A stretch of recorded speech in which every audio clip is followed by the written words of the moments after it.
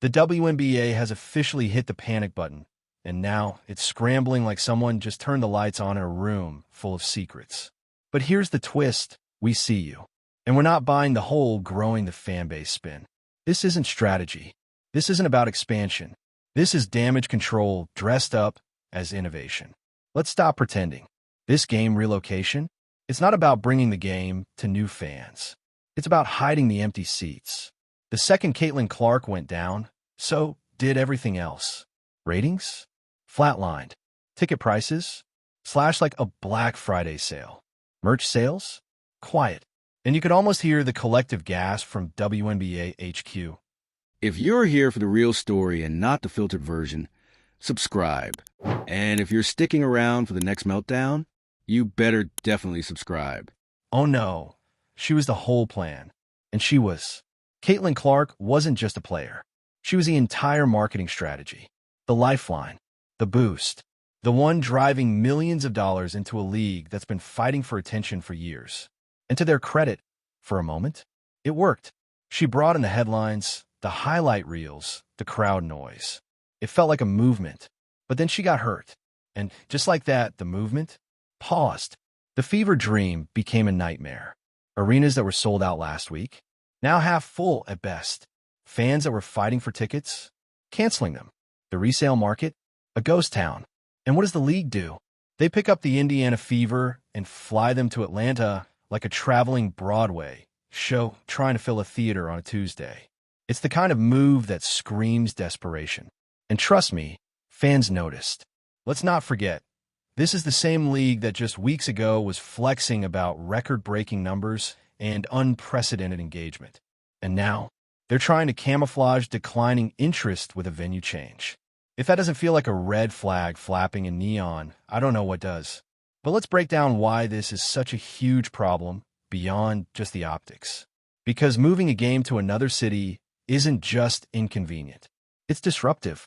It affects the team's routine, the players' recovery schedules, the fans who spent hard-earned money to see their team at home. It creates chaos behind the scenes while trying to manufacture stability in front of the camera. And why? For what? To slap on a fake sold-out crowd? To make it look like people still care, even though the interest has dipped without their golden girl on the floor? Let's be real. This was never about Atlanta. This was about hiding the fact that the WNBA has no plan B. Because without Caitlin Clark, what's left? No offense, but the league didn't build out a backup strategy.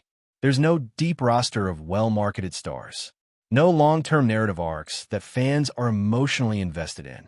They didn't prep the audience for multiple storylines. They went all in on one rookie, and when she got sidelined, so did everything else. And that's not Caitlin's fault. Let's make that clear. She didn't ask to carry the league. She didn't beg to be the face of a billion-dollar campaign. She just showed up, played her game, and lit the world on fire. But instead of learning from a spotlight she brought, the league just threw all their chips in her basket and hoped for the best. It's like building your entire house on one support beam and being shocked when the roof caves in. And now we're seeing the cracks, not just in attendance, but in credibility. The fans? They're not dumb. They know when something smells off. You can't parade one player around like the second coming and then pretend things are fine when she disappears. You can't keep reposting old Caitlin highlights while ignoring the elephant in the room. Interest has plummeted. And that's not a temporary slump. That's a symptom of a deeper issue. The WNBA didn't build a league around talent. They built it around virality, around moments, around one person. And when that moment passed, or in this case, pulled a muscle, the illusion started crumbling. And now what do we have? A relocated game, a desperate narrative, and a league clinging to the hope that the world won't notice it's in trouble. Well, we noticed. We noticed when ticket prices dropped overnight. We noticed when the broadcast cameras stopped showing the crowd. We noticed when media coverage suddenly pivoted to inspiring stories instead of game highlights. And worst of all, we noticed when the players stopped getting the respect they deserved. Because unless their names were Caitlin Clark, their minutes didn't seem to matter anymore. That's where this really stings. There are players in this league who have earned their shine. Veterans, rookies, international stars, athletes who've carried their franchises without ever getting the viral treatment. And yet, They get none of the backing, none of the marketing, none of the push. That's the WNBA's biggest missed opportunity. Because Caitlin Clark shouldn't be the whole league. She should be the spark that ignites the rest of it. Instead, she became the crutch. And now, with her temporarily out, the league is hobbling. So where does this go from here? The WNBA has two choices. They can keep up the illusion, keep flying teams around, manipulating optics, and hoping Clark comes back soon to reset the momentum. Or they can face reality, accept the drop in ratings, own the mistakes, and start doing the real work. Start promoting more players. Start building storylines. Start investing in the talent that's been ignored. Start telling the truth about where the league is and where it needs to go. Because the truth, relocating the Fever to Atlanta didn't solve anything. It just postponed the reckoning. Eventually, the spotlight fades. Even Clark, brilliant as she is, won't carry the league forever. And when that day comes, what will be left? A product that fans actually care about? Or just a bunch of cities playing musical chairs for airtime? The league's long-term success depends on what they do now. Not next week. Not next season. Now. So WNBA, here's your moment. Either treat this as a wake-up call, or keep faking it until the fans stop showing up altogether. And to the viewers reading this, you know what to do. Comment below. Are you buying the league's excuse for relocating games? Is this smart business or a desperate PR play? And which players do you want to see get more shine? Don't forget to subscribe for more chaos, more meltdowns, and more behind-the-scenes drama from a league that's playing hardball with its own reputation. Because if this is what Panic looks like, we're just getting started. We don't know how to keep the lights on without Caitlin Clark. And if you think the players aren't feeling that, if you think locker rooms aren't buzzing with side eyes and bitter laughs, think again. Imagine this. You're a WNBA vet. You've been in the league for 8, 9, 10 years. You fought for relevance, played through injuries, mentored rookies, watched league funding go up and down like a mood swing. And suddenly, here comes the Caitlin Clark Express. And honestly, you're thrilled at first, because finally, the world is watching. But then it shifts. You notice something. Your games only trend when she's playing. Your post-game interviews get skipped if she's not involved. Your team only makes it to ESPN when you're losing to the Fever. And now, even your city isn't enough to host a game unless she's there. The game moves to Atlanta, to who knows where next. And the message becomes louder and louder. Without Caitlin, none of this matters. Now pause. Is that Caitlin's fault? No. Let's be super clear. Caitlin Clark didn't choose this narrative. She didn't write the headlines. She didn't tell the league to ignore everyone else. But the league? Oh, they leaned in hard. They turned her into a one-woman salvation plan. And in doing so, they built a glass castle, beautiful, fragile, and completely unsustainable. And now that she's sitting on the bench, injured, you're seeing the cracks. The panic. The shifting of games like stage lights in a cheap theater, trying to convince you the show's still worth watching. But here's the real tragedy. The show is worth watching, even without Clark. The problem isn't the talent. The problem is the complete lack of infrastructure around that talent. No long-term marketing. No rivalries getting the spotlight. No investment in building household names. Just a league trying to go viral off one player while everyone else waits for leftovers. It's like building a restaurant and only advertising the dessert. And when the dessert's not available, the customers don't even bother showing up.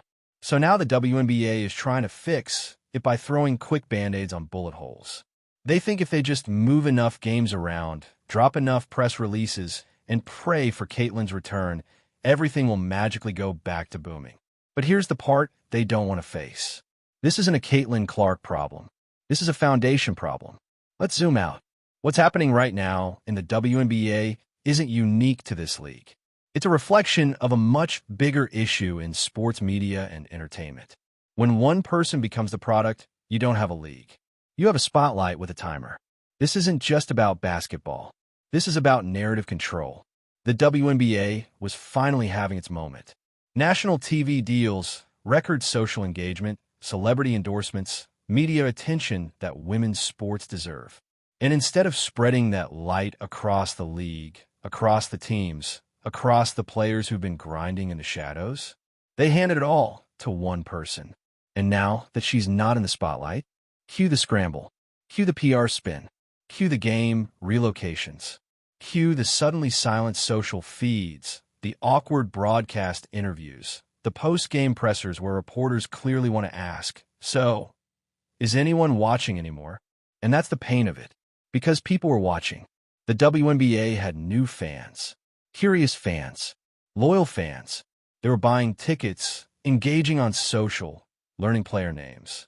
But instead of doubling down on growing all of that, they hitched the wagon to Caitlin Clark's ankle brace and hoped for the best. And now, with a few games missed, the entire operation is exposed. And fans are realizing that what they thought was momentum was just a very carefully edited highlight reel. But here's the thing, they can still fix it. This doesn't have to be the end. It doesn't have to be the start of the spiral. But they need to change course. Fast. Start spotlighting new faces. Every team has a star. Use them. Build storylines. Rivalries. Histories. The stuff that makes fans come back whether their favorite player is on the court or not. Promote consistency, not just spectacle. And maybe, just maybe, stop moving games around like chess pieces every time viewership dips. Because if the only way you can get fans in seats is by tricking them with a marquee name, even when that name isn't playing, you're not building loyalty. You're chasing illusions. So let's stop pretending this move to Atlanta was anything other than what it was. A desperate attempt to fake interest that disappeared the second Caitlin did. That's the hard truth. And you know what? It's okay that the numbers dipped when she went out. That's what happens when a breakout star leads the charge. But the job of the league is to use that moment to lift everyone else up, not just wait and hope she comes back fast enough to keep the lights on. Because the next time something happens, another injury, a rough patch, a burnout season, what's the plan? Another venue change? Another campaign about how the future is bright, while hiding the fact that no one's watching today? Or will they finally learn that you can't build a movement on one person's shoulders, even if she is that good? So now it's your turn. Are you still tuning in, even without Clark on the court? Do you think the league can fix this? Or has the desperation already done its damage? Drop your thoughts in the comments. Let's talk about it. And if you're as obsessed with the drama as we are, hit that subscribe button. Because the WNBA isn't just playing games right now, they're playing with fire.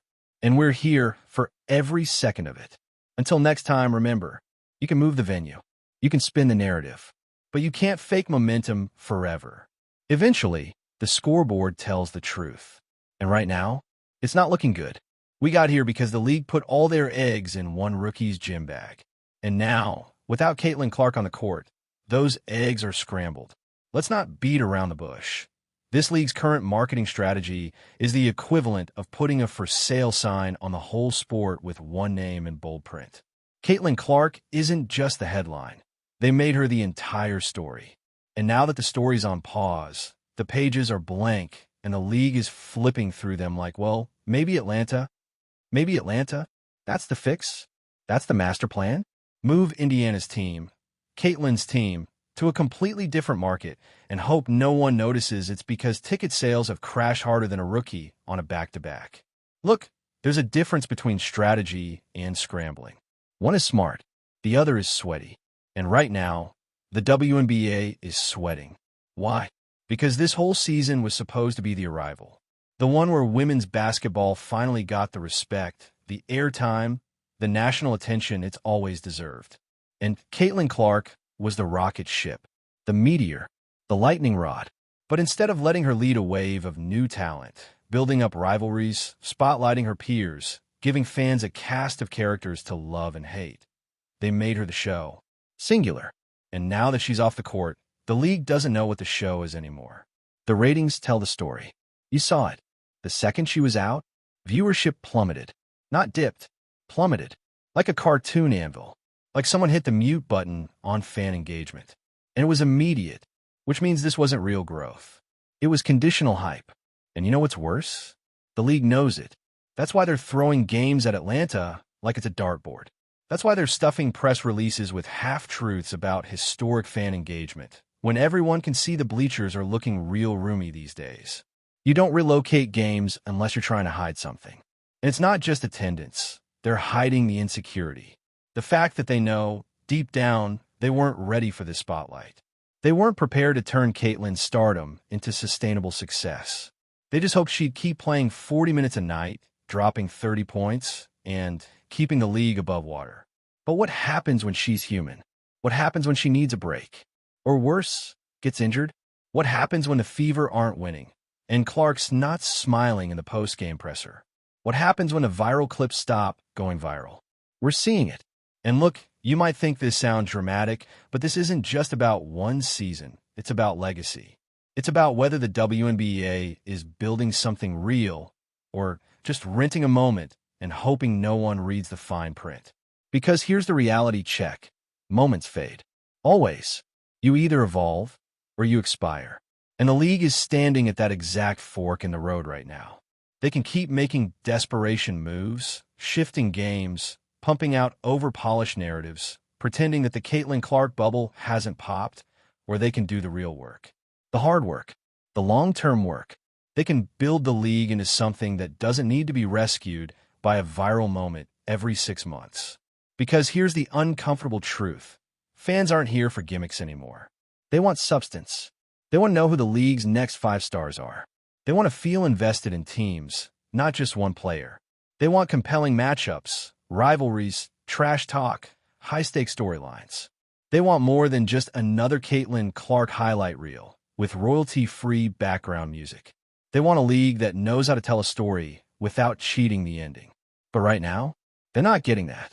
They're getting a league that's trying to pass off seat fillers as sold-out arenas. A league that's shuffling game locations like a magician with shaky hands. A league that had the biggest opportunity in its history and is now watching it slip away, one Atlanta relocation at a time. And that's the heartbreak of it all. Because Caitlin Clark isn't just a talent. She's a catalyst. She came in with eyes on her, cameras ready, fans engaged.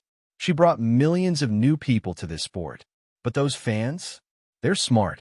They're not going to keep watching if the league treats this like a sideshow. They're not going to keep buying tickets to see a superstar experience if the product around her feels thrown together. You want to keep those fans? Then give them more than just Clark. Give them reasons to care about everyone. Market Aaliyah Boston like she's a generational big, because she is. Push Kelsey Plum like she's the walking bucket we all know she is. Remind people that Eriko Gunbowl isn't just a scorer, she's a killer. Build rivalries between the rookies.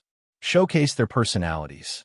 Let players speak freely, feud publicly, celebrate loudly.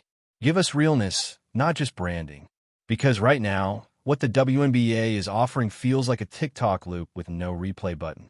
And when that content runs dry, you can't just re-upload it in a new city and expect people to cheer. Here's the plot twist, though. It's not too late. Caitlin Clark will return. She'll ball out again. She'll bring the drama, the points, the eyes. That's what she does. But this time, the league better be ready to do more than just ride the wave. They need to use her platform to build an entire ocean, because she won't be here forever. And the WNBA's success should never hang on one person's ankles, literally or figuratively. This isn't just about getting through this season. It's about proving that women's basketball is worth investing in year after year, not just when there's a viral headline to chase. So the next time a game is moved, make sure it's for the fans, not the cameras. And the next time Caitlin Clark takes a rest, make sure your product can stand without her. Because eventually the hype fades, and all that's left is whether or not you built something that could last. So what's it going to be? Drop your thoughts in the comments. Was this move to Atlanta a smart play or a PR meltdown in real time? Can the WNBA still turn this season around? And which players need to be getting more shine right now? Don't forget to subscribe if you want more deep dives, more drama, and more receipts. Because if this league doesn't pivot soon, next time it won't be just Indiana that's on the move. It'll be the entire fan base. You can move Indiana to Atlanta. You can throw up all the shiny graphics about bringing the game to new cities. You can even pump out another press release about how the league is thrilled by the excitement around women's basketball. But until the WNBA stops pretending and starts addressing what's actually happening, this entire operation is one twisted PR illusion. And here's the kicker. Fans won't believe. They want this league to win.